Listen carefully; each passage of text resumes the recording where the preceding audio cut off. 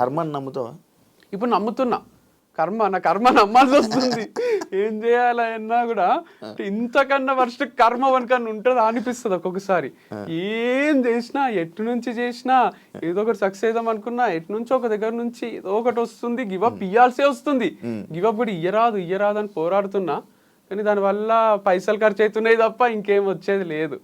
So personal life కూడా చాలా ఇష్టం ఉంటుండే. భార్య, 2 పిల్లలు, వాళ్ళు స్కూల్కి పోవడం ఏవో ఎంచుకున్నా, అది లేదు.